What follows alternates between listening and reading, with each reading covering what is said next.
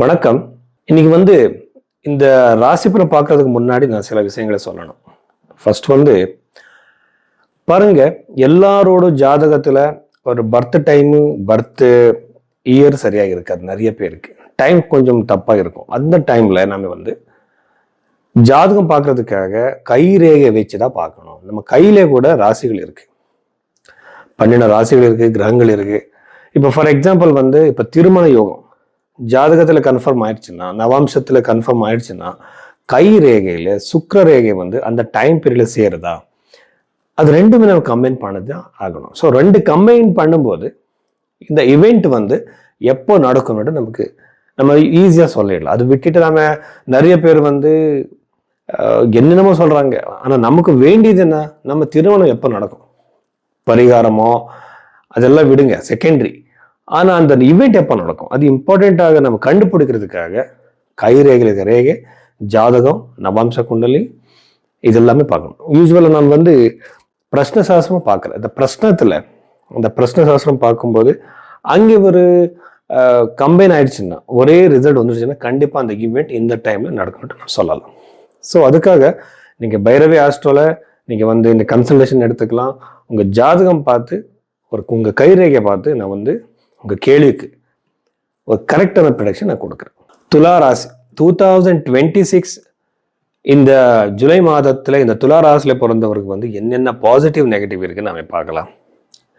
ராசியிலிருந்து அஷ்டம பாவத்துல சப்தமாதிபதி அஷ்டமத்தில் இருக்கும்போது திருமண வாழ்க்கையில பிரச்சனை, மிஸ் அண்டர்ஸ்டாண்டிங், திருமணமே நடக்காது, கட்டாயிடும் நடுவில், இந்த மாதிரி சின்ன சின்ன பிரச்சனைகள் வரலாம். எல்லாருக்கும் எப்படி நடக்காது, ஆனா ஒரு டெண்டன்சியை நான் சொல்ல போறேன். இந்த டைம் பீரியட்ல இந்த நடக்கிற அதிகமான பாசிபிலிட்டிஸ் இருக்கு, ஜாகிரதையா இருங்கன்னுட்டு நான் சொல்ல போறேன். 2வது வீட்டாதிபதி அஷ்டம பாவத்தில் இருக்கிறதுனால எங்கேருந்து உங்களுக்கு உங்களை கடன் பிரச்சனை வெளியே கொண்டு வர்றதுக்காக ஒரு உதவி கிடைக்கும். அது இல்லாம பூர்வீக சொத்து கிடைக்கிற சான்ஸ் அதிகமாக இருக்கு.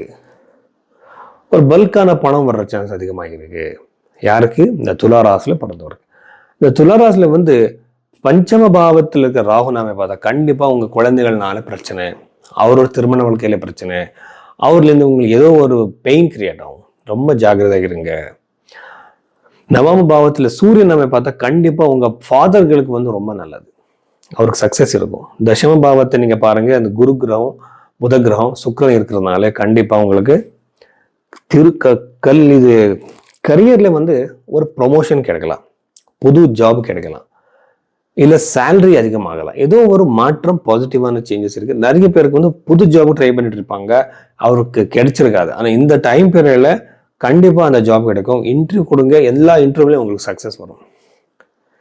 குருகிரகம் அங்கே இருக்கிறதுனால நியாயமான வழியில தான் போகணும். அது குறுக்கு வழியில போனா கண்டிப்பா சக்சஸ் இருக்காது. ஆனா நியாயமான வழியில போனா உங்களுக்கு சக்சஸ் ஆகிடும். இந்த டைம் பீரியட்ல கரியர்ல ஒரு மிகப்பெரிய ஒரு முன்னேற்றம் இருக்கும். எப்படின்னா கரியர்ல நிறைய பேர் பிரேக் த்ரூக்காக வெயிட் பண்ணுவாங்க. ஆனா இப்ப அந்த கரியர்ல சக்சஸ் அதிகமாகவே இருக்கு. அதுக்கப்புறம் சதுர்த்த பாவத்தை நாம பார்த்தா கண்டிப்பா உங்களுக்கு வீடு வாங்குற யோகம், ப்ராப்பர்ட்டி வாங்குற யோகம், வெஹிக்கிள் வாங்குற யோகம், இது எல்லாமே அதிகமா இருக்கு. ஒருத்தர் கேட்டாங்க, சார் எனக்கு இது பணமே இல்லை, வாடகை ஒரு வீடுக்கு போறதுக்கு எனக்கு யோகமும் இல்லை, எப்படி நான் ப்ராப்பர்ட்டி வாங்குவேன்னுட்டு. பாருங்க, இது இண்டிவிஜுவலான ஹாரோஸ்கோப் கிடையாது, ஜென்ரலா சொல்றது.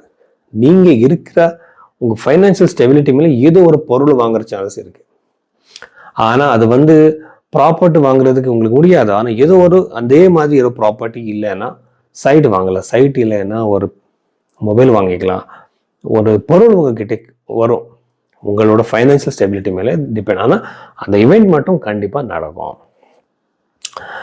ஸோ இவ்வளவு விஷயங்கள் நடந்துட்டு இருக்கு. அதுக்கப்புறம் இந்த இந்த ஜாதகத்தை பிறந்தவருக்கு கவர்மெண்ட் ஜாப் யோகம் அதிகமாக இருக்கிறதுனால சூரியனோட சக்தி உங்களுக்கு வேண்டும். அதனால ஆதித்ய ஹிருதயம் ஸ்தோத்திரம் ரெகுலரா சாட் பண்ணுங்க.